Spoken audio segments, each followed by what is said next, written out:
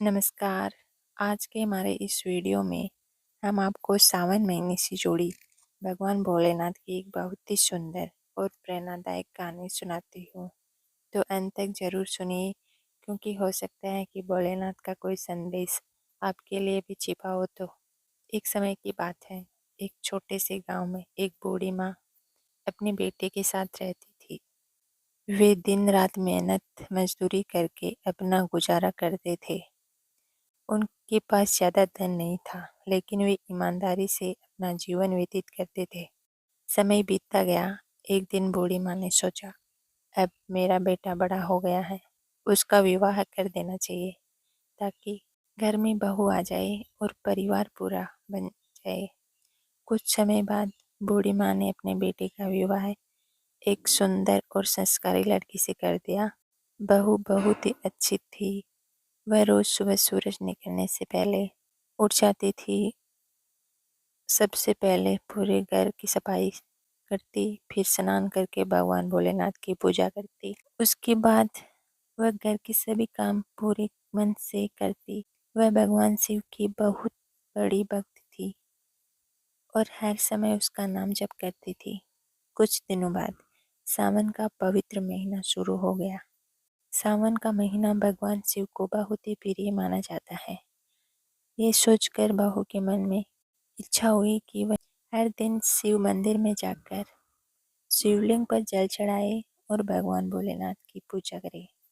एक दिन उसने अपनी सासू माँ के पास जाकर बोली, माताजी, सावन का महीना शुरू हो गया है और मेरा मन भी शिव मंदिर जाकर भगवान भोलेनाथ की पूजा करने का है।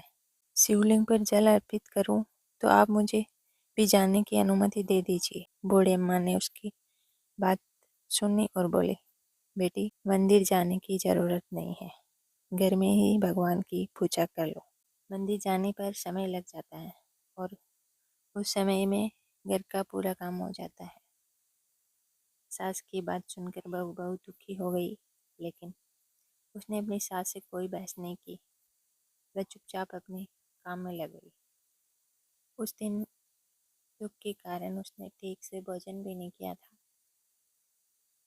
मन ही मन भगवान भोलेनाथ का नाम जाप करती रही।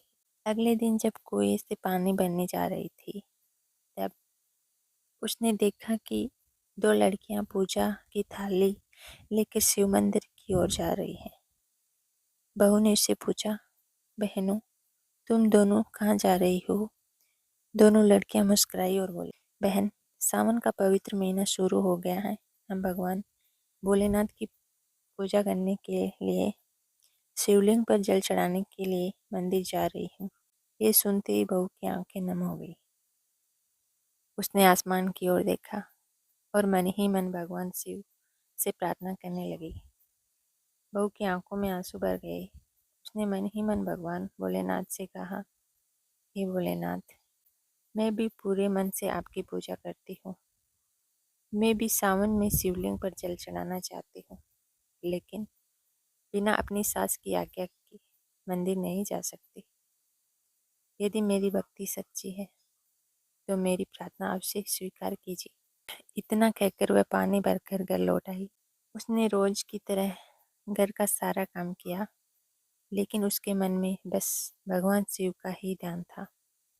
काम करते करते भी वह धीरे धीरे ओम नमः शिवाय का जाप करती रही। उस रात बहू का एक अद्भुत स्वप्न आया। उसने देखा कि भगवान भोलेनाथ स्वयं उसके सामने खड़े हैं। भोलेनाथ ने कहा, पुत्री, मैं अपने भक्तों की मन की बात जानता हूँ। सच्ची भक्ति के लिए केवल मंदिर जाना ही नहीं जरूरी होता। जो भक्त सच्चे मन और श्रद्धा से मुझे याद करते हैं, मैं स्वयं उसके पास चला आता हूँ। तुम्हारी भक्ति में से बहुत प्रसन्न हूँ। कल सुबह तुम्हें मेरी कृपा का चमत्कार दिखाई देगा। ये कहकर भगवान से अंतर्ध्यान हो गए।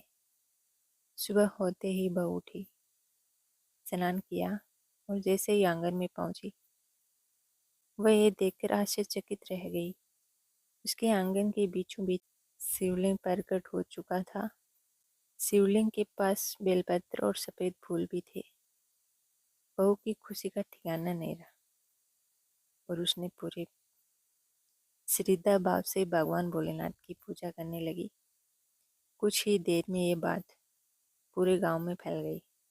गांव के लोग उस चमत्कारी शिवलिंग के दर्शन करने आने लगे। जब बूढ़ी माँ ने ये सब देखा तो उसने अपनी गलती का एहसास हुआ। वह बहू के पास आई और हाथ जोड़कर बोली, बेटी, मुझे माफ कर दो। मैंने तुम्हें भगवान की पूजा करने से रोका। मैं समझ नहीं पाई कि तुम्हारी भक्ति इतनी सच्ची है। आज से मैं तुम्हें कभी नहीं रोकूंगी। बहू ने मुस्कुराया, अपनी सास के चरण छुए और कहा, माता जी, आप हमसे बड़े हैं। आपकी आज्ञा मानना मेरा धर्म है। मुझे आपसे कोई शिकायत नहीं है। बहू की विनम्रता देखकर बूढ़ी माँ की आंखों में आंसू आ गए। उस दिन से सास और बहू दोनों रोज सुबह साथ में शिव मंदिर जाने लगे। वे पूरे श्रद्धा भाव से भगवान भोलेनाथ की पूजा करती और शिवलिंग पर जल अर्पित करती थी। धीरे धीरे भगवान शिव की कृपा से उनके घर में गरीबी दूर होने लगी और बेटे का अच्छा काम मिल गया। घर में खुशी और शांति का बरकत आने लगी। पूरा परिवार खुशी खुशी रहने लगा। उसके साथ ये कथा होती है पूरी। बोलो हर हर महादेव।